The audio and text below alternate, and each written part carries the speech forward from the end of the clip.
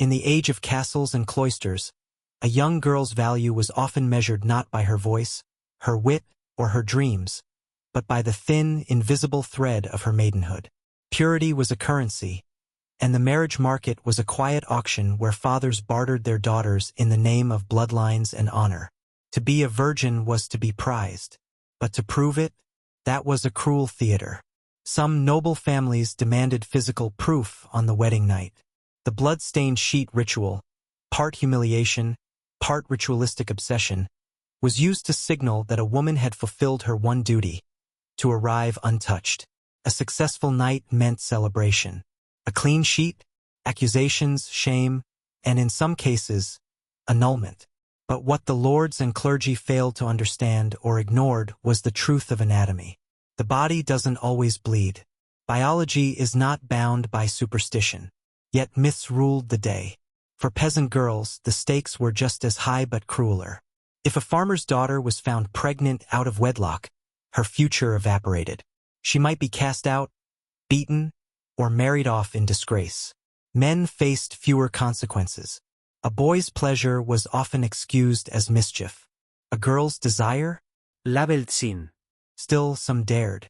In quiet forests or hay-filled barns, behind festivals and under stars, young lovers risked everything for moments of closeness. And some found not just passion but tenderness, something the world rarely gave them. Now, as you drift into slumber, imagine a starlit village field.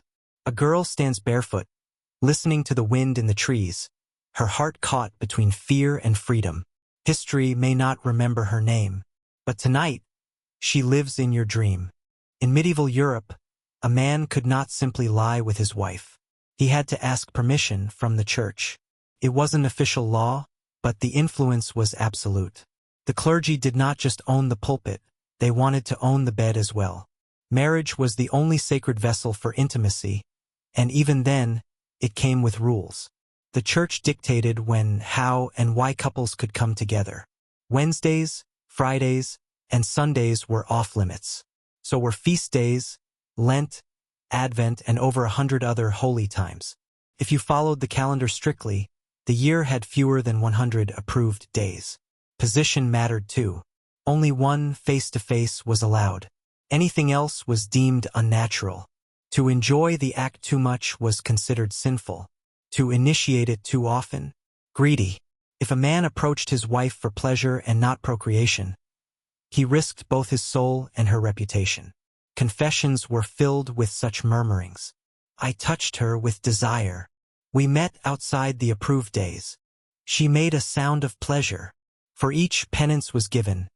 Days of fasting, barefoot pilgrimages, or long prayers under the cold eye of stone saints.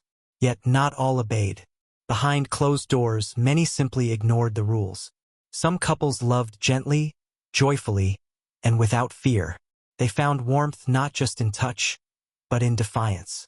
To love softly, in a world of harsh commandments, was its own quiet form of rebellion. Now sleep, as if wrapped in wool and firelight. Let your thoughts wander to a hidden cottage where love was shared not by permission, but by two souls who dared to choose it anyway. In the muddy lanes of medieval villages, where chickens pecked freely and laundry swayed in smoky wind, lived countless women whose names were never written down. Their stories weren't carved into stone, but etched into their backs and bellies, shaped by labor, hunger, and the slow erosion of dreams. The peasant wife worked harder than most could imagine. She rose before dawn, stirred porridge for 5, hauled water from the stream, mended tunics by candlelight, and birthed child after child, often in the corner of the same room where her goats slept. Rest was a stranger. Romance, ahumor. And yet, the duties of the body were expected of her. Whether she wished it or not, her husband could claim her. Not out of cruelty always, but out of custom, of unchallenged right. The church rarely spoke of her pleasure. The law never asked her permission. For many women, intimacy was something endured. Silent, mechanical, done out of fear of neglect, hunger, or being cast aside. But still, they found ways to reclaim fragments of themselves. In secret talks with other women by the well. In laughter behind the bread oven. in stories passed down about herbs that could delay a child or calm the ache of bruised hearts. And sometimes, just sometimes, there was tenderness, a man who listened, a moment that lingered, a breath shared beneath tattered wool that felt like grace. Tonight, as your eyes grow heavy, imagine a peasant woman sitting quietly beside the hearth, her hands folded in her lap, her face lined not just with age but with stories never told. In the crackle of firewood you may hear her sigh. Far beyond the sight of husbands, midwives, or market stalls, there were women whose lives unfolded behind stone walls and silent vows. The nuns. Not all who entered the convent chose it. Some were given to God at birth, as a bargain for a family's fortune or forgiveness. Others came by loss, by force, or by lack of dowry. But inside those cloisters, intimacy did not vanish. Changed form. They lived in rhythm. Prayers at dawn, chants at dusk, and cold bread for supper. Yet even in this sacred stillness, desire did not fully die. It surfaced in glances during morning chores, in fingers that brushed too slowly when passing loaves, in shared laughter that lasted too long. It was not always physical. Often it was emotional, a soul's need to be seen, to be chosen, even in a place where nothing was supposed to belong to the self. Records survive barely of letters exchanged between nuns. Some were tender, filled with affection and spiritual devotion. Others hinted at deeper longings. There are tales of secret meetings in moonlit gardens, of punishments for unnatural affections, of convent fires where such letters were burned. But there was also safety here, a place away from men's demands, where women could study, heal, write, sing, and in rare corners love even if the world refused to name it. Now close your eyes and picture a candlelit cloister, a row of silent figures in woolen habits, and two women, kneeling side by side, their prayers drifting upward. Together, always together. Along dusty roads that wound past shrines and forests, thousands of medieval souls walked barefoot with heavy hearts. These were the pilgrims. Men and women seeking forgiveness, miracles, or peace. Some had sinned. Others had simply suffered. All carried more than just satchels.